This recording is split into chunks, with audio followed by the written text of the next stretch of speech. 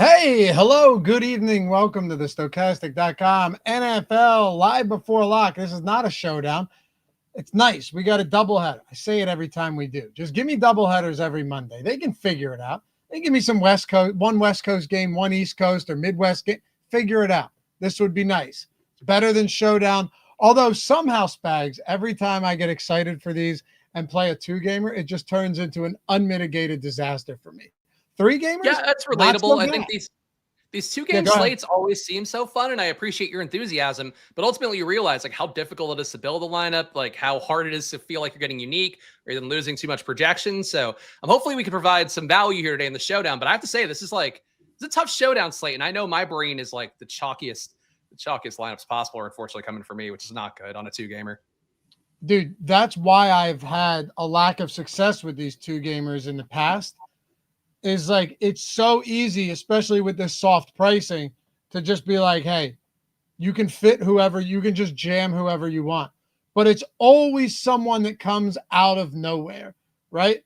Mm-hmm. So I'm making some adjustments. Now, you guys do whatever you want, but I will make some adjustments today. Like I think I have to get to some RJ Harvey. Like if the Sims are giving me no RJ Harvey, I have to at least get to a little bit there just in case he pops off. I can't remember who it was. I wish I could. You know what? Chat, I'm going to lean on you for a second, right? Week 2 this season, Monday Night Football doubleheader. Who was it? There was a low-owned, low-priced guy that ended up popping off, or at the very least having a very solid game, Spags. I cannot remember who it is. I think Tampa and Houston was one of those games. And then the other game was Chargers-Raiders. Yeah, right. And I swear there was somebody who we did not expect to do anything. Was that Quentin Johnson? Ended up having a game. Everyone's saying Rachaad White. Why did I think that was a showdown slate? Oh, it was Rachaad White, because I actually liked Rachaad White in that game. I said Rachaad White was my one guy that I wanted to get more of, get over the field. Still didn't matter. But yeah, good call. See, I knew you guys just unnatural and run the base. I knew you guys would have it for me. Yeah, dude, Rachaad White ended up having a game, and he scored in that one. And I think he scored on that final drive. Yeah, he took a goal line touch away from Bucky, if I'm remembering correctly. Yep. And Bucky wasn't even that bad. It was just White was good. All I'm saying is, and by the way, glad to have you guys here. We'll get into all the good stuff in a second, but I wanted to start the show off on a high note, right? Get you guys juiced up. What I want to know, though. Fluff them up, why don't you? What's that? Fluff them up. Yeah. What I want to know, in all seriousness, is like, do we have a potential? No, it's not always going to happen. Like, this is going to be the time where I go and get some of these guys, and it's just straight like Chase, Sutton, HN, all those guys pop off. But like, can Ollie Gordon do it again as he did on the Thursday showdown slate last week? Can it be done? I don't think you have any real answer in Cincy unless you're going like Samaje Perine. But can Ollie Gordon do it? Can Braylon Allen do it? Can RJ Harvey be one of it's harder with the like tertiary type pass catchers, and tight end is terrible. But oftentimes it seems like one of those running back vultures a touchdown and has 50 yards, and it scares me. Yeah, I think that's a fair way to look at it. I mean, it's tough too because there are 4 decent backs on the slate. Like, right. A bunch of people want to knock Chase Brown. He's still a guy that's got a decent red zone role, is getting around 20 and 10 touches a game. Like, obviously the Bengals' entire offense is running poorly right now, but he's got a case to be made. Dobbins with the big favorite there, the Broncos are. Obviously pairing that with the defense, also something people will do. And then Breece Hall and Achane both project pretty well as PPR plays. Achane especially, and the Sims are really making it hard to avoid. So I'm with you that, conceptually fading one of these guys, getting to an Ollie Gordon in particular who does siphon away from Achane, maybe with Achane, is one way to do that. But it's tough, man, because it really is it's a strong group of 4 RBs for a 2-game slate. It absolutely is. Yeah. But I mean, listen, dude, if Tampa was on this slate, we'd be saying the same about Bucky Irving. True. Or yesterday, Justice Hill having the monster day in the afternoon slate. Derrick Henry barely involved. That stuff happens. and Henry broke that big run early for like, what was it, 15, 16 yards or something. You're like, oh, okay, here we go. They got flattened, man. And in hindsight, it wasn't very surprising. I think Lamar's got problems this year. I mean, now he's got a hamstring injury, so that's a real problem. But like, just so much pressure allowed. It's getting a little too loose. I'm surprised to see the Ravens of all teams be kind of structurally not as sound so far this year. But, he had a 45% pressure rate going into yesterday. I think it's not great, but we'll see what happens with Cooper Rush. I think Derrick Henry's ever going to get going. It's with Cooper Rush back there having to hand the ball off, I presume, 40 times a game. Who do they play next week? I don't know offhand. I've not gotten into week 5 prep. Ravens. I'm Texans. Sorry, that would have been odd. Like in their squad next week. Texans, and then the Rams. Texans a historical Derrick Henry spot for sure. That is true. Their defense is good now, though, man. Like I know the Titans are bad, but they just blanked them. I don't care how bad you are. You come away from 60 minutes with 0 points, you got problems. But anyway. Let's get into it. Glad to have you guys here. If you don't mind, take a single second this fine evening. Atone for your sins. Hit that thumbs up. Subscribe to the channel. Goes a long way. It's free to do, and we appreciate you guys for it in advance. So thank you for being a part of this show on a Monday night. And let's dive into it. All right, so we'll hit the positions here. We'll go over everything. Once we get there, let's actually, Spags, try and make a concerted effort to dedicate some time to some of these potential low-owned guys, because look, even if this ends up being a slate where chalk is like loosely used term today because so many people are chalk, but if it ends up being one to say where everyone goes off, then it's like, all right, this show may have just been useless. Like anybody could go in and go, oh, I like Jamar and Achane, and I like Breece Hall with Justin Fields and Garrett Wilson. I'll run back Tyreek Hill as well, and then close my eyes and pick a tight end. Anybody could, like it's just that type of slate. It's a weird slate. So I do want to dedicate some time to seeing if there's anybody that, we both like down there in the gross streets of the sub 20%, because everyone else is massively high owned. Let's get into it. We'll start off at quarterback. And, I am a little bit surprised that Tua is only pulling 1% more right now in projected ownership than Jake Browning. I mean, dude, I get it. Tua is not the best, but he's better at home. The only home game he had this year, he threw for 300 plus yards against New England. Their defense and special teams just blow, and they end up losing that game. But he still has like a guy in Devon Achane that can give him 80 receiving yards by just dumping the ball off. You have Hill still. You have Watt. It's not like he has no weapons at his disposal. 17% on Tua. I don't know, man. The Jets pass coverage, their secondary struggled this year too. Yeah, it's one of those things where I love Fields today. Like I love Fields this year heading into the year. I thought he was a really great play since even he signed with the Jets. Before then was thinking he was going to play in best ball where he had no home, and it seemed like he would land a decent team no matter what. Gets on the Jets. It's an offense completely built around him that allows him to run 8.5 times per game, that allows him to get out and bootlegs a lot, use play action a little bit. I think it's a really well-built offense for Fields, and the Dolphins secondary has sucked so bad. But I think when you see the projections where you're getting pushed towards Breece Hall a good amount, getting pushed to Garrett Wilson a good amount, getting pushed towards Achane a good amount, Tyreek a good amount, just flipping the QB in that spot. No matter how much I like Fields, no matter how much I like him more than Tua, and it is a substantial amount more I like Fields than Tua, just playing Tua in that spot, you can add on a Waddle, you could add on a Waller. There's ways to play that. Waller a little bit low projected, but he's got a shot at a touchdown today. I think just playing Tua is like the most obvious single pivot to make, just to get away from the kind of the chalky construction. It's going to be obvious. Like I saw the perfect lineup video you did with Josh, and your first pick of a stack was the exact same as mine, where it's like Fields, Hall, Wilson, bring back Achane, Tyreek.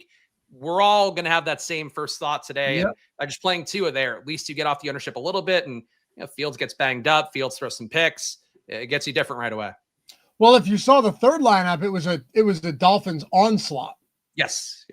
So, because I'm with you, that was my thinking. Like I typically like to go into that video with kind of a basic approach on the first lineup and then just get a little bit more strange as it goes on. But you're right. I mean, going to Tua, because Fields has the rushing upside. He's also going to be popular. But yeah, I thought Tua would be higher owned than Jake Browning here. People believe in Jake Browning. It may be me. It may be a fault of my own. But I feel like I'm the one person that doesn't think Jake Browning is good. And I guess other people are like, hey, he's been okay as a backup. And I understand that. But also, the thing that worries me about him, you remember last week, Brian Flores just dialed it up and he was pressured on 57% of his dropbacks, dude. And on that, he averaged 4.5 yards per attempt with no touchdowns and 2 interceptions. How much pressure and I know I mentioned it this morning, but not every one of you watches the strategy show. How much pressure can Denver Vance Joseph's defense get by just rushing 4? Like, dude, they can pummel you. And I know their defense has looked underwhelming at times because they lost back-to-back games on walk-off field goals. This is still a good defense and a good defensive front. Jake Browning's not in for a cakewalk. Yeah, I'm with you on that entirely. I mean, everything you're saying checks out in the data that I have as well, where seeing Browning being pressured on 49% of his dropbacks so far in the year. And on those plays, he's giving away 1.3 expected points. So I know people don't love expected points as I do. It's one of the stats I think is most important understanding football. But the fact you have a quarterback, every time he's getting pressured, he's giving away about 1.5 points of value. It's going to run a little bit better at some point, but this is not the matchup to really hope for it. And I am fully aware that yesterday I would have felt the same way about, Cowboys Packers. I didn't do any content specifically for that game, but if I did, the take would have been similar. This is a Denver team that's getting pressure about 39% of the time right now, only blitzing 36%. So like Loughy mentioned, you're getting a lot of that pressure up front. And you're also seeing the QB get hurried against Denver 14% of the time. Add on top, pretty decent coverage secondary that's only allowing a 77% catchable ball rate, which is towards the lower percentile of the league. It's hard to go to Browning. That said, I wonder how many people think of the Sunday night game and go, well, I should play Browning because yesterday that game shot out. And it's like, I wonder if Browning's ownership comes in a little bit higher just because, like you mentioned, people like him and the floor was so bad last game. It really can't logistically be that bad again, you would think.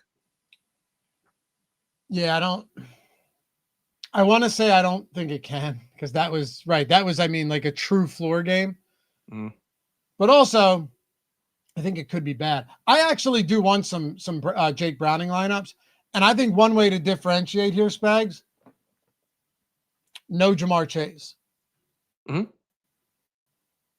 Yeah, I'm same page. I think nobody's going to want very to live and rightfully so. Me too.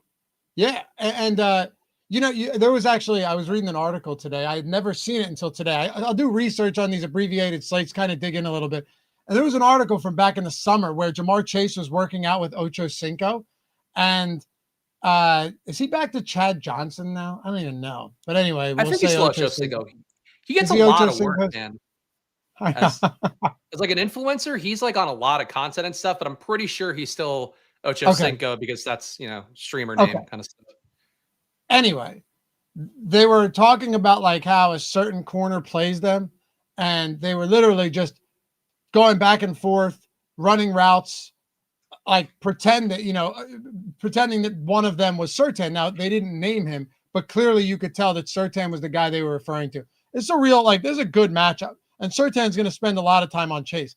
That isn't to say that Chase can't get the job done, because he can. We saw Quentin Johnston do it against Surtain. But what if Jake Browning just decides to go to more T. Higgins? I think it's viable. I could see even a Browning, Chase Brown Higgins, or a Browning, Higgins, and Mike Gesicki or something like that. It's going to look ugly when you're clicking submit, but there is at least something there where you could play chalky players around it, but that lineup itself wouldn't be all that chalky. That's kind of what I'm going for. You don't have to play RJ Harvey or Ollie Gordon in that lineup. Oh, yeah, I agree, too. And if you want to get even a little bit more contrarian, you should see more snaps. No Noah Fant today. Drew Sample getting some work, Tanner Hudson, another one who has had some big games in both the preseason and when he's been out there previous times filling in at tight end.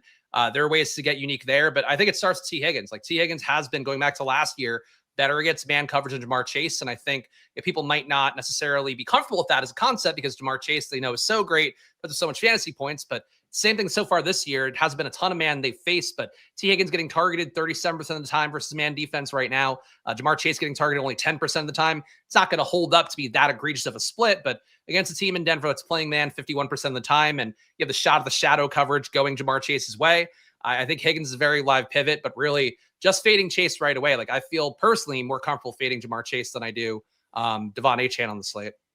Yeah, me too. I'm not comfortable, but if you want to say more comfortable, yeah, I get it. Super chat from Jeremy, took 12th in the FanDuel 55. Think it was you, Spags, that put me on Ashton Genty. Much appreciated. Congrats, Jeremy. Congrats. There was another one up here too. $30 super chat from Marcus. Thank you, Marcus. From one pencil tucky to another. Thank you, Loughy, for Michael Pennick's stack lineup. Helped me cash second place in the $3 for $30K. Oh, all right, dude. Hell yeah. Also, using the tools helped me hit on all 13 entries. Awesome, man. Yeah, the tools, like outside of the Jacoby Myers spot, the tools were dialed in yesterday, man. They really, really were. It was great to see.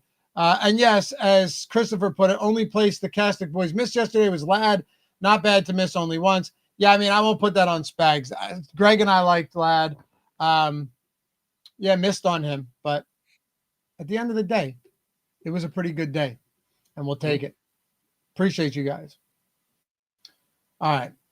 What about Fields and Knicks? I mean, Knicks' ownership, the fact the Sims are having him as a higher, I mean, really, they overall has him highly projected or more highly projected than Fields kind of shocks me. It's obviously easier to stack Knicks. Well, I guess it's debatable because you have at least ways that you could stack Knicks that are a little bit less obvious. You can go to Evan Ingram. You can go to Marvin Mims, whose workload has been awful. Troy Franklin as a value. You can even play him in a lineup that's fit for Cortland Sutton. You'll come down to Troy Franklin. There's a lot of way to play Knicks.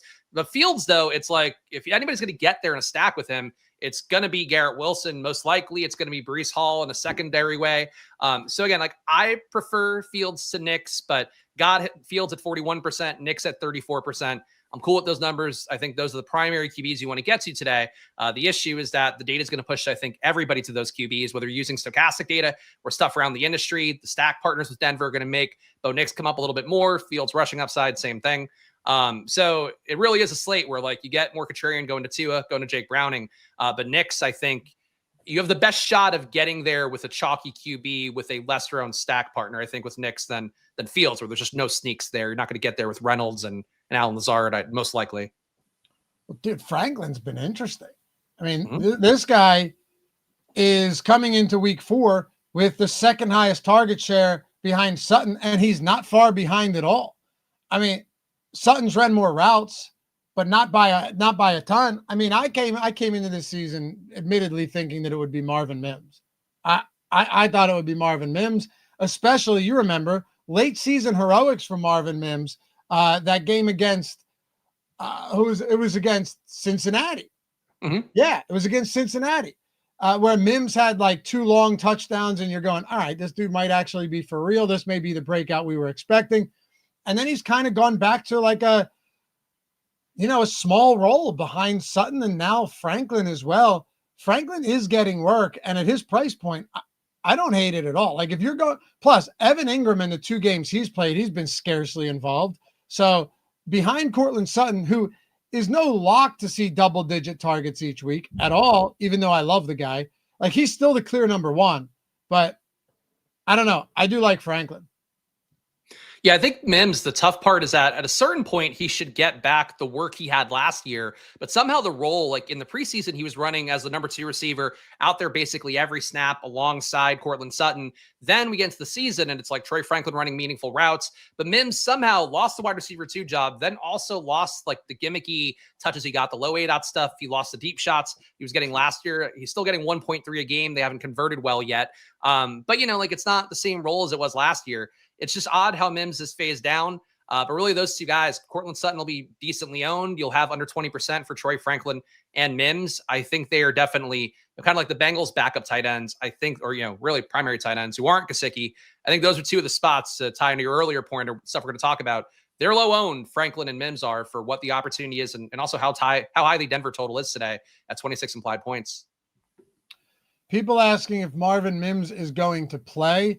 I haven't seen anything to suggest otherwise yet, but within the next 10 minutes or so, we should have an injury report there. All right, we should have inactives. Yeah, I haven't seen anything either. Yeah, I mean, he practiced fully on Thursday and Friday, and then he was limited on Saturday. That sounds to me like a guy who's probably going to play, but we will know. If Mims doesn't play, I like Franklin even more. Would you be willing? I mean, I almost want to say the answer is just no, and they concentrate targets more, but we've seen some weird stuff in the past with guys like Devon Vele. Would you be willing to look at like anybody else here? I mean, Trent Sherfield, Pat Bryant, those are your alternatives. No, I think the ownership's low enough on Mims, assuming he plays. He's going to be, projected for 3% or so ownership. Troy Franklin at 17, 15 or so. I think that's low enough here where you don't have to get super duper cute with it. But Pat Bryant does run some routes out there. Actually, let me see how many he's running right now. Pat Bryant last game played 13 snaps. Sherfield played 22. It's not Troy Franklin's work. Mims played 23 snaps. It's actually closer to him than you'd want to see for sure. Troy Franklin, though, last week played 41 snaps. So it's still a tier where it's Sutton, Franklin. And then I think Mims, unfortunately, flatter with Sherfield in particular. Pat Bryant, a distant fifth, I think, out of the group. Yeah, probably. Now, all right, if we talk about running backs, you guys are going to see something right here that'll jump off the page at you. 1% RJ Harvey. And this, by the way, is with me having 2 uniques. So I have 2 uniques in these 150 that are favored. If I have 0 uniques, this is a 0% Harvey. A ton of HN, a good amount of Chase Brown, Dobbins, and Breece Hall. I'm a little bit surprised that we're only matching the field on Breece Hall. Maybe it's just me. I like Breece Hall a lot today. I have very little confidence in this Miami defense. I understand that Justin Fields can vulture touchdowns, and I get that Braylon Allen can too. But I also think that Ollie Gordon might be a goal line vulture, and we saw some of that last Thursday. Now, granted, Devon Achane is still like the clear lead guy there, but I think if you're talking about a competitive game, Breece Hall this could just be one of those games where Breece Hall sees a ton of work. Yeah, I like Breece Hall a lot, and I'm not really the biggest Breece Hall guy overall. Kind of think he's been overrated by the general markets for a couple of years, really since his catastrophic injury. And he still keeps finding ways to get there PPR-wise, and this year it's not too different. Getting targeted 35% of the time he's running a route. The big spooky part to me is that the snaps between Breece Hall and Braylon Allen keep getting closer. It was 38 last week for Breece, 22 for Braylon Allen, so that's not the biggest chasm in the world. That said, the intended touches are still 17 a game for Breece Hall compared to 5 and change, 5.7 for Braylon Allen. So like Breece Hall is the lead back. I think much like Achane, there is a little bit of a guy coming for the role, taking away the power downs in particular. But it's hard the PPR wise. Like if you're playing FanDuel today, I think you get away from Achane a little bit more easily. You get away from Breece Hall a little bit more easily. At full point PPR relative to the matchup, I do find it hard to fade Breece, hard to find hard to fade Achane because these guys just have better pass game roles than really the other guys in the other game do. What do we make of this Denver backfield? Like, okay, on the surface, the backfield, it's quite simple, right? You have J.K. Dobbins, who's the clear lead back, and R.J. Harvey, who is actually getting less work in the previous 2 weeks than he did in week 1. Is this sticky?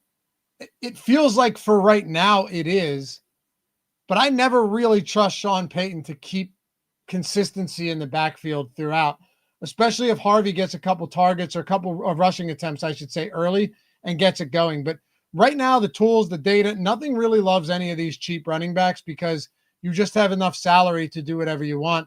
And I guess the problem there is, like, even if Harvey Spags ends up having a 12-point game, because salary is so loose and so soft, that means that like Achane and Brown and Dobbins and Hall, and if you flex them or something, the other wide receivers, they all need to have sub 12, 13-point games for it to even be viable, because you can play whoever you want. Yeah, there's a pretty big price gap you're going to be competing with if you play RJ Harvey, where I feel like he'll be playing against people up to 6K in price, maybe even 6,500 in some lineups. It's a little bit tough for Harvey to get there. I would agree theoretically, like on most slates. I think if you're playing the showdown, maybe you take that shot on Harvey a little bit more than Dobbins. For the 2-game slate, though, just like you mentioned, it's hard to get away from the top 4. If I'm getting away from the top 4, I'm probably prioritizing Ollie Gordon a little bit more, Braylon Allen a little bit more than I would RJ Harvey. Harvey's just not involved in the red zone, which I think is part of my blocker for him. He's not getting targeted enough to get major PPR points, even though the role of him in the pass game is pretty similar to J.K. Dobbins. Look, this could be the reason that Harvey ends up getting there. I think the same way as everybody else, they all want to play Ollie Gordon more. They want to play Braylon Allen more. But I like Harvey to me would be the third out of that group. And I don't know. I'm not the biggest fan of his either. So that's probably a little bit of priors coming in. If you had to rank these guys, the big four, how would you do it? And do you see any unique ways to fit them into builds that makes getting to them, less popular? Like in the sense of, obviously Achane, Brown, Dobbins, Hall, they're all going to be popular. Are there ways to play them that makes you a little bit more unique despite playing the chalky guys? I mean, I think if you fade Dobbins for Brown, that's a decent bit of ownership you're giving up there. Obviously, actually, no, you're not really. Dobbins looks like he'll have less ownership. Never mind. That moved, I think, from the last time I looked. For Chase Brown, I think that people probably want to play him less than Dobbins relative to the game script, but he still projects well. He's still got decent ownership coming there. I would say if you're playing both Brown and Dobbins along with one RB from the first game, I think that's going to be more unique because my guess is the first two RBs, like same thing I thought, PPR backs, they're definitely more friendly in terms of their pass game involvement. I think Breece and Achane relative to projection as well get played more. And then it ends up being one RB from the second game that comes up a lot in the flex usually. So I think if you're limiting yourself to only two RBs, I think that's going to get you unique. If you're limiting yourself to only one RB from the first game and one from the second game, that's going to be more unique than it should be, functionally. Yeah, I could see that as well. All right, let's talk about wide receivers here. Hey, guys, in case you didn't know, if you're not on Tails yet, what are we doing? First of all, my good friend, our good friend Emac, told me today, Spags, that he would be putting all of his MLB DFS content now exclusively on Tails. If there wasn't a reason to do it before, well, there certainly is now. You got Josh Engelman's NBA futures. Here's a good one right here. Oh, okay. I love that Josh already has NBA futures out there. It makes me happy. Ben, Greg, all of this is 100% free. Oh, here, look, he's up already. Let me go follow Emac. How long? He's had this avatar since the beginning of time. I think literally the entire time since FanVice got acquired by then Osimo. Yeah. I believe Emac has had the same avatar. This predates biblical time. It was etched in the stone, the Emac's avatar. Yeah, I love it. I'm following him. You should. Dude, his building blocks article is sick. If it's up on Tails now, do it. All this stuff is free. It's always going to be free. All these free picks. You want to follow someone? Boom, you do that. You go into experts feed or picks feed, go into whoever you're following. Boom. And I got everybody right here. All right, I want to see, let's see. Mitch's picks. Mitch is on an absolute heater. Boom, everything right there. I want to see Mitch and Eric's picks. Boom, there you go. Come check them out. We are doing a lot of DFS stuff over there, plenty of giveaways. All of our bets are free.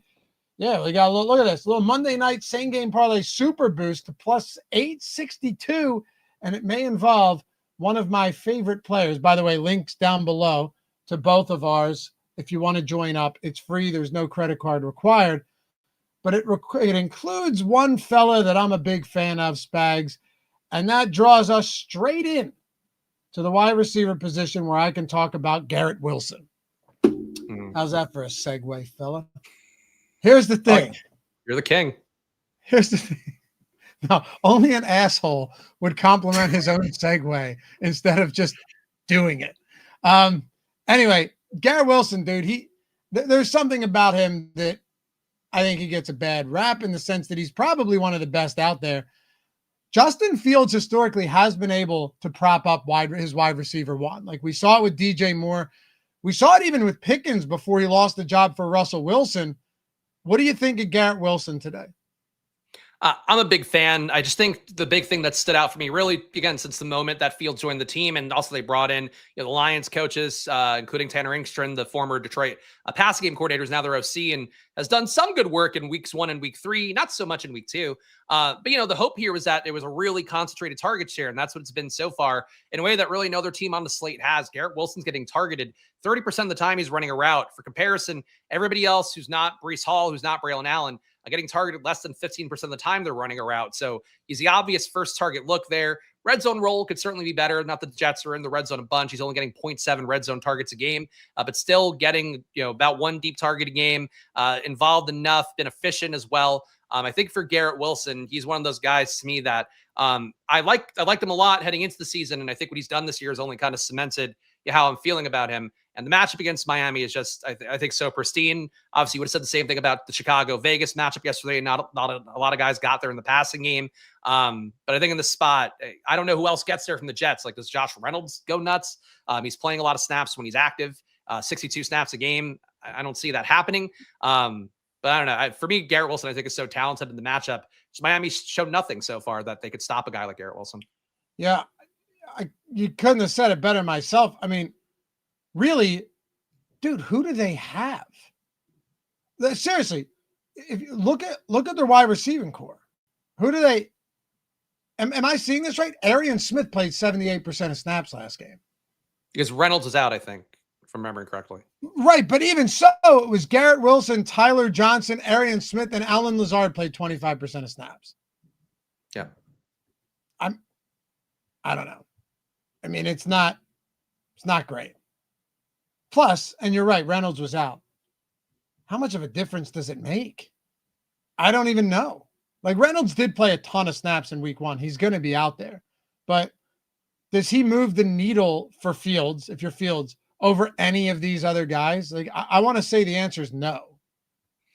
I agree. I think if you faded Wilson, I would think Reynolds is most likely to put up like a game that is higher than whatever his median outcome would be. But like, how much higher does it get? Probably not a lot. You know, Mason Taylor, also a guy that didn't ever really earn targets that well at LSU. He's now not earning targets as a pro. You're right. There's just nobody else who's there. Now Lazard, like, he was good last year in large part because that connection he had with Aaron Rodgers. He kept getting those bullshit 50-yard touchdowns when Rodgers realized somebody's offsides kind of things. He doesn't have that now with Justin Fields. So it's Wilson or bust in the pass game, but certainly, you know, if you're playing 150, you play Josh Reynolds a little, I guess. I'm also perfectly happy pairing Garrett Wilson with Breece Hall. Like, I have zero reservations there, Spags. Yeah, I agree. Well, I mean, it's a 2-game slate, really. What are your alternatives? Like, yeah, you can get Garrett Wilson, but you're going to have every Garrett Wilson lineup and none with Breece Hall. That seems strange to me. Would you run Justin Fields naked? Not on this slate, no. I don't think I would. I don't think so. I don't know. Like, would I run him with just Mason Taylor and hope that he has one touchdown pass to Mason Taylor and then runs 2 in? I know I'm going fully left the reservation at this point, but is that an appropriate term in 2025? I'm trying. I think it's okay. I don't know. Cancel Loughy. How about this, Bags? I'm trying to think outside of the box. Is that better? Is that more? I don't know. The box, that could be. That could be a problem. Yeah, I don't know. I mean, I would say for what you're saying about it, I think you're right. Mason Taylor would be an obvious pivot. Reynolds is getting 10 air yards per target, 3 targets a game. Taylor's getting 3 targets a game, 5 air yards per target. I don't think the maths for either of them really outproducing Garrett Wilson. But Taylor gets the occasional red zone target. It's possible. I think Taylor's a playable tight end because tight end is so awful on the slate, but I'm not sure that Taylor is like the reason Garrett Wilson fails, is I guess the best way to put that. Yeah. And I think that's probably fair.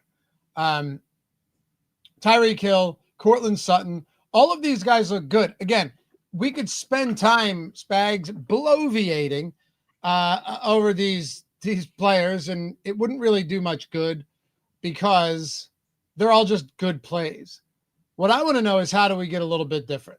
Could it be just the Malik Washington in the stacks over at Jalen Waddle, right? Could it be a Troy Franklin with Bo Nix or Troy Franklin and Mims with no Courtland Sutton, right? Like, that's not the craziest idea. But the more I think about it, right? How many, and I'm not looking for a precise answer here, but how many Bo Nix lineups are going to not have Courtland Sutton? My guess is not that many of them, right? So if you think of it like that, what if they still put up like 35 points and Sutton just happens to have one of those games where he's quiet? Yeah, I would agree. I mean, I do think it's the same thing with Fields, but people may be more comfortable playing naked fields on the slate. I don't think anybody's playing naked Bo Nix, and I doubt people are pivoting enough to Franklin in particular. That's because he had the kind of dud game last week. People off the scent a little after he put up 20 plus PPR points the week before that. Yeah, I think that Sutton, to me, especially with the run game potentially being dominant, Sutton feels like the most fadeable alpha in the game for me. But that's I'm still playing a lot of Sutton, but I think out of like Garrett Wilson, Tyreek, one of Chase or Higgins, I'm kind of the most comfortable leaving Sutton off a team. Yeah, again, I'm not proposing that we play naked Bo Nix. I'm saying there are other pass catching options. Like there is definitely a world where Bo Nix has a big game and a Denver stack wins, but it's not Cortland Sutton. Now, I agree. Is that likely? No, it's not likely, but you're not. So I saw a comment earlier that was like, why are we trying to get different on this slate? You're trying to win, not be different. It's like, yeah, dude, but if the assumption is that just pure chalk on these two gamers always wins, I tell you haven't played enough two gamers. I can speak from experience of being on the losing end of that plenty of times. That it does. Like, yeah, in our heads right now, you said it perfectly at the start of the show. You're like, everything in my head, the lineups I'm building is just leading me to the chalk. That's everybody. Mm-hmm. And I think that's really, I mean, I've said it on a couple of pieces of content I've done this year, and really a lot. It's been one of the biggest things for me in 2025 to try to retrain my brain to the idea that I'm not a special snowflake. I'm not thinking enough unique thoughts. Like a lot of people on a slate, again, same thing Sunday Night Football yesterday. I, like everybody else, lined up, stacking up. I built up Packers onslaught in that game, only to have my lineup have most of the correct stuff, but have like nothing from Packers D, nothing from Dontavian Wicks. It was awful. But the point is, like, people think the same way in all these slates, and the field is sharp enough now that you almost have to, I think, on every slate, go to your second thought, your third thought down the chain. And especially on a slate like this too, where we see it happen so many times with the 2-3 gamers, like you just fade the one team that was chalk. I think it was Thanksgiving last year. Jags came up in every lineup. You had to like fade the Jags entirely on that slate. A couple years ago, Bills on the Thanksgiving slate, like 5 Bills were coming up in an optimal lineup. You had to ended up having to play like 3 or less Bills to actually have a shot at cashing. It just happens every single time, these short slates. And yet we still often all do the chalky things. And that's what the sim should hopefully help you fight off a little bit. Yeah. Dude, if Showdown's not the greatest example of that this season, how many of these Showdown sites where it's like, yeah, this seems to be the sensible thing. I went into this season saying I'm not going to do it anymore, and I haven't. Like, I'm going out of my way. And we have someone, a subscriber, Morgan Wiper, who took down a Millie last week, finished second in the DraftKings Millie yesterday. And when I interviewed him, I interview a lot of super sharp dudes, far smarter than myself. So when I talk, or when I do these and when I listen, dude, I'm telling you, I'm not just doing that to make content. Like, yeah, it makes for great content, but I can assure you the purpose of it. I sit down and I'm like, all right, I'm going to learn something today too, And one of the things he talked about was he's like, I love you, and he uses the tools. He's a sub, but he also said, like, a lot of times I like using these tools as a way to know exactly where the field is going and exactly what a lot of builds are going to look like. And that isn't to say that these tools don't give us a lot of leverage. Many of them do.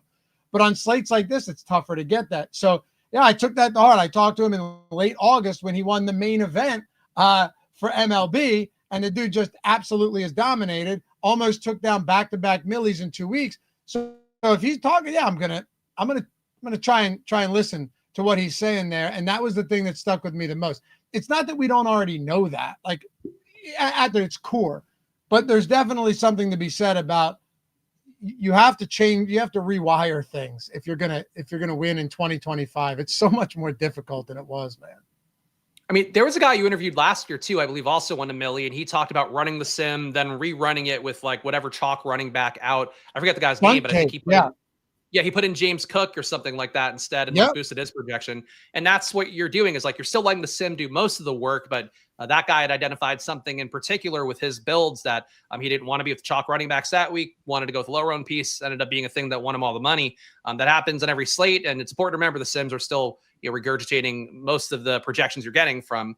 So on this slate, if you deviate anything, you're probably going to get more unique than you would in any other slate. Yeah, and I want to show you something because you brought up a good point. Where is this? Let me find it. There's Rick. He won the Millie last year. We had 3 Millie winners last year. Where was this Millie? Oh, here it is. So Morgan won the Millie last week. Spags, this was not a chalky lineup. Or I'm sorry, this was not a super contrarian lineup. The only real difference was getting to like a low-owned Garrett Wilson there, his flex, you can't see it, but it was Roma Dunze. This was, dude, Bear Stack was popular. Jonathan Taylor was popular. Mason was popular. This was not a lineup where you have to go galaxy brain and get crazy. It was a couple good players that were low-owned that he swapped in and ended up winning with. And then yesterday takes down 100K, second place. Look, Drake London, Nakua, Matthew Stafford, like Ashton Genty. These aren't crazy builds so that's what I'm saying. Neither you or I are saying that we should go out there, leave 32,000 on the table and just play all of the worst players. Sometimes just one different player that's not getting ownership can legitimately make the difference between having like a min cash or winning a tournament, particularly on these 2-game slates. And I'll say too, for the Bretton Strange, I didn't actually realize that was a guy that won the Millie on FanDuel a couple weeks ago too, or I guess last week, whatever that was. But yeah, he had Bretton Strange in the lineup. But Bretton Strange was the guy the sim was giving nonstop, and I was like, Bretton Strange, like it happens every year. It happened with Tucker Kraft last year. It happened this year with Bretton Strange already. But sometimes just trust the sim and going like, oh, the sim believes that Bretton Strange represents an important player at his price point that allows you to get this flexibility around it. You want to listen to the sim, but you want to build a little bit of uniqueness around that. And I think those lineups you showed are a good example of that. Yeah, it's fun to see that. And by the way, you guys ever want to get access to the tools, links in the description, or simply sign up with any of our sportsbook partners. We just added Onyx too, baby. Spend $10, get $100 in Onyx cash, which is the equivalent of cash, and get a free month of the Sims. Follow these 4 steps, click claim offer, make a deposit. It's $5 or $10. Get your bonus bets, get your match deposits, get all of that stuff. Place a bet, set a lineup. If you're in a non-legal state, you want to go DFS pick'em style here, do any of that. And then after your first bet settles, send those in to us at support@stokastic.com. Tell us what you want. You sign up on 4 of these, that's 4 free months of the Sims. You can literally free roll the entirety of the NFL season. So keep that in mind. Very, very simple way to get access. And it's going to be a long-term plus EV move for any of you guys, even if you just get all those bonuses over on those books. Any other wide receivers before we get to tight end, which is disgusting? No, I mean, I guess Malik Washington is one guy who's kind of similar to the Mims, Troy Franklin, the Higgins, I guess, whatever secondary Bengals pieces. It is a player with Malik Washington who does get some scheme targets. He's not getting an insane amount of work overall. I would think would look a little bit better if you saw an injury to one of Tyreek or Jalen Waddle. But he is playing 32 snaps a game, running 23 routes, gets the occasional red zone look, including inside the 10-yard line, gets about half a deep shot per game. Malik Washington, not a fun play, not a sexy play, but for somebody out there, maybe Malik Washington makes you money tonight. Maybe. Yeah, I guess that's the simplest way to put it. But I think he's fine. He's going to be out there enough. Plus, they get him involved in strange ways where if he just breaks one, he breaks one. But yeah, I think Franklin looks good at that price point. Obviously, like Wilson Hill, we talked about how you might want to go to some Higgins no chase lineups, possibly even Jake Browning with no chase. You could go Chase Brown, T. Higgins, maybe Ingram. I don't know if you need to go down to Yosivas, but I mean, you do you. Last one here, Marvin Mims. Yeah, I could play Mims. I mean, I got him only 2% in the sim. I did put him in some of the hand-built stuff I did before the show. So, like, I like Mims, the workload, and we talked about the snap counts here. I'm surprised it's that close for him and Trent Sherfield. Not a great cosign on Mims, but he's an explosive play guy, does get the occasional deep target. Yeah, like, I think Mims, I prefer the Jets guys. Would definitely put him behind Troy Franklin, behind T. Higgins. Ahead of Malik Washington, though, I think, just because I would take the shot. Renda pictures, Brees or Dobbins. I like Brees, but the tools definitely like Dobbins a little more. I have a lot of both of them. So this isn't like I'm taking some massive stand, Spags. And even in the tools, what do we have? 10% in the Sims when I favorite 150, 10% more Dobbins than Hall. That's with 2 uniques. I can tell you what it looks like if we have no uniques. Maybe things change. Let's see. So if I just favor the top 150 simmed ROI lineups, yeah, okay. So outside of Devon Achane, who we're getting in every lineup, it's Dobbins, Chase Brown, and Breece Hall. Pretty compact right there. It's crazy to see the flat 100 for Achane. Like, I get it, but that is crazy. You can always set exposure caps. Mm-hmm. Always. Just so you guys know, you don't have to play all of the Devon Achane, although he's clearly a good play today. Tight end. I'm tossing. You know what? Here. Let's see what you can do with the tight end position. I had to break this down this morning. Evan Ingram, Mason Taylor, Mike Gesicki, Darren Waller coming out of retirement, exhumed from the grave. Drew Sample, Adam Troutman. Have at it, pal. Who do you think are the best options here? How many 2 tight end lineups are you running today? Yeah, I'm going to say no 2 tight end lineups for me today, though. I'll tell you what, if I don't want to play it, it means nobody else wants to play it. So maybe. Yeah, there you go. That's where I draw the line, I think.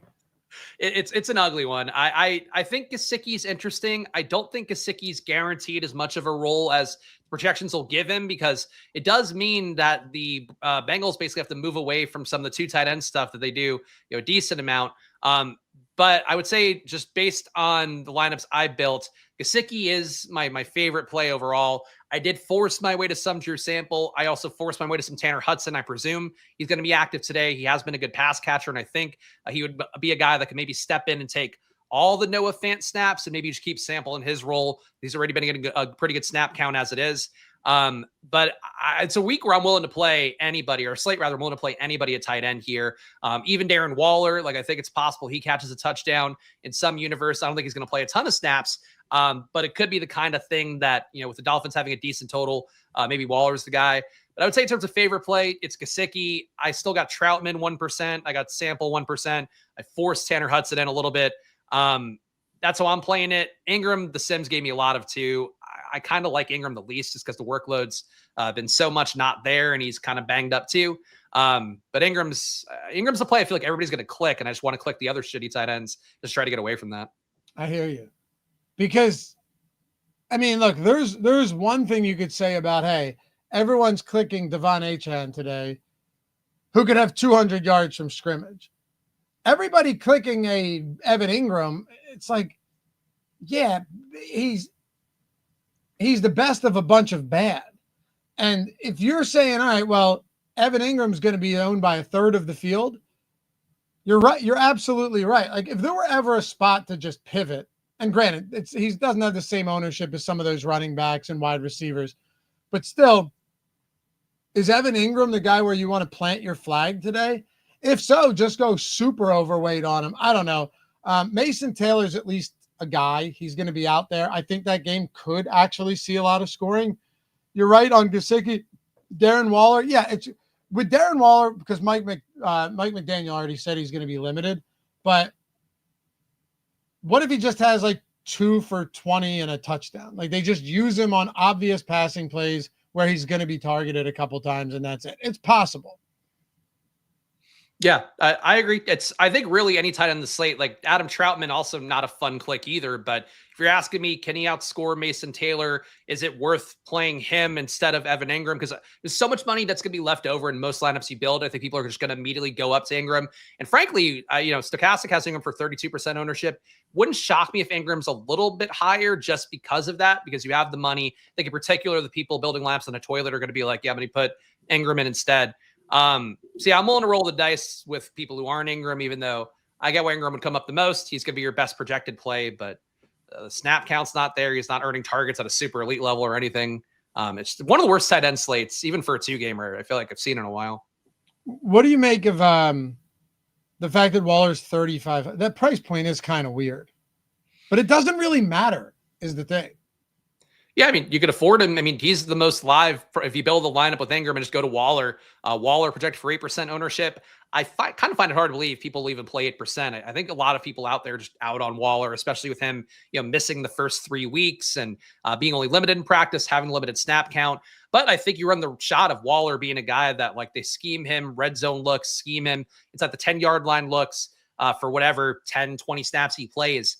I think Waller is worth the shot, even though, he's really not, we don't have any data on him. We don't know, he hasn't played in a year. He's not really functionally a better play than Gesicki, especially Mason Taylor even. Yeah. So our sponsor today, Epic, I always like to go on and see what the odds are on some of these. I'm very tempted by this Darren Waller receiving yards prop. Right now, is it going to get blurry on me? 9.5. Yeah, it's blurry. 9.5 receiving yards for Darren Waller over on Epic, Spags. That's one catch, basically. It's one catch. If you're not playing him in DFS, go over there and grab that on Epic. I'm telling you, it just feels like a spot where he needs one. That's it. And if he's going to get snaps, I'm not really sure why you'd have a formerly elite pass catching tight end that's just out there to block. It doesn't, or run wind sprints when they've held him out through the first 3 games of the season. I don't really get that. So that's a spot that I want to that I want to hit. By the way, if you're not on Epic yet, odds1, ODDS1, download the app, use that promo, 100% deposit bonus up to $50. So be smart about that. You can't get limited there. It's all peer-to-peer. The payouts are much better than the other pick'em sites.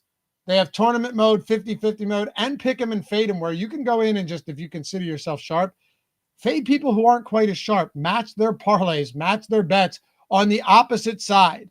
So they have a parlay they put out, they need it matched. You go, oh, I will happily take that opposite side of that. That parlay is not going to hit, right? Or even straight bets, whatever it may be. You can take the sharp side of some of these bets, especially people throwing out wicked negative correlation plays and terrible lineups and terrible. There's a lot to be had over there, man. And they're building an awesome platform. 100% deposit bonus up to $50. Use code odds1, and I think maybe grab that Darren Waller prop while you're at it. All right. We have a few minutes. Let's take some questions before we get out of here and turn this one over. I got my lineups in. Let's see. Any questions you got, Jake? Is Waller rapping for the halftime show? No, I don't believe so. Tua has a big game tonight from Vanda NYC. Yeah, he could. He absolutely could, dude. If you look at the implied totals on these teams, the only one that's sub 20 is Cincinnati. And even Cincinnati, I'm willing to look towards, Spags. Who breaks the slate tonight?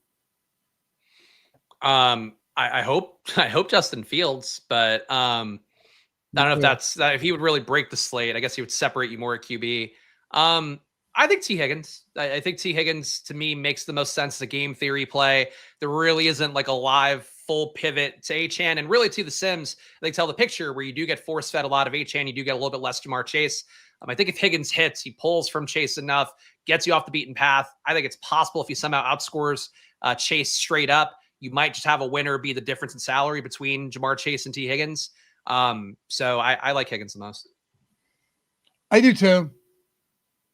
As a guy that at the end of the slate, you could go, you might be thinking I should have had more of him. Yeah. Or we could be saying we wish we just played all of the Jamar Chase. That's possible too. Yeah. You'll get enough Chase though. You got to go out of your way to get Higgins. And I do think it's worth, even if you're playing a 20 max, go out of your way to get some Higgins just because of the fragility of wide receivers and how much Chase will be owned. Yeah, absolutely. All right, here's a fun one. And for those of you in chat as well, let me know, Spags, who, if someone were to break the slate that was a sub 20% owned player. Let me pull them all up right now, right? Let me go to projections here. Ownership. Let's get below 20%. And not including defense. Who could break the slate at sub 20? I think it'd be Troy Franklin for me. That's probably my answer. Yeah, he's the most obvious one for sure. He's got a legit projection on him with 11 fantasy points there. I still, and I know people in chat pointing out, and it's a thing that would concern me a little bit too, Tanner Hudson hasn't played any snaps. I still think he comes in and probably takes all the Noah Fant snaps, and he commands so many targets whenever he actually does play. I think he's a guy that I I'm going out of my way to get a little bit of, but like just based off projections, which you should follow more instead of me just selling you snake oil. I think Troy Franklin's the one that fits projection wise. And if not him, Mims would be a guy that maybe benefits if Franklin doesn't get there. See if we got any questions before we go. Bo Grizzly, I'm all over Drew tonight. Who's your favorite captain for Showdown in each game? Small field, single entry. I'll be honest, dude. I haven't looked. I don't know the pricing, but if the ownership at captain is, if there's as big a disparity as there is on the main slate in this Denver game, I would probably throw a ton of T. Higgins in at captain. Because in that game, like Chase, Nix, Dobbins, Sutton, those guys are all going to be very popular. So if it's just like, who is it? Sure, Jamar Chase. But like if you wanted to get different, probably Franklin or Higgins in that game. Who would your favorite captain be in the first game? I mean, if you're playing it straight, Dobbins, but he'll be chalky and you're going to be on kind of a similar construction. If you're trying to get more contrarian, I agree with you. Higgins is kind of a fun one to go to. You want to get really contrarian for a Showdown, Chase Brown. The first slate, it would be Fields, Garrett Wilson preferred for me. But, you know, it's I also didn't do this. Like, I feel like when we have the 2-gamer, I just focus all my energy on the 2-gamer. Me too. How much salary are we comfortable leaving on the table? I haven't even thought about it, man. Like the Sims were giving me a ton of lineups with a lot of salary left over, and I'm comfortable with whatever they give me. The pricing is simply too soft. By the way, we've had no bots in the chat today. I've been spamming these fuckers. It's like whenever I'm on a stream with you or Eric, there's so many coming up, and I've been trying to really get them, and I feel like I'm ahead of it now. But they're going to come up with new accounts. Like they're going to. That's my contribution. Were you getting them? Were you getting them tonight?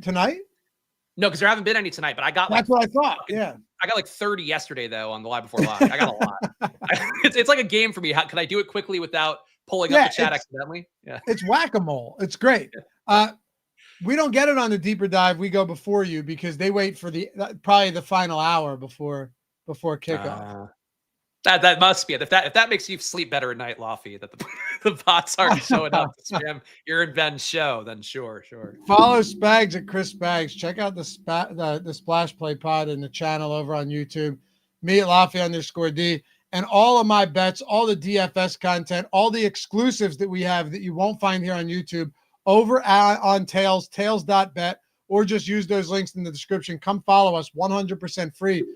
You will not waste your time. If not, actually, as a matter of fact, it'll be the best use of your time that you have tonight, and it'll only take a minute to set up that free account. Anyway, thanks, guys. We will see you back here for the next one. Bye-bye.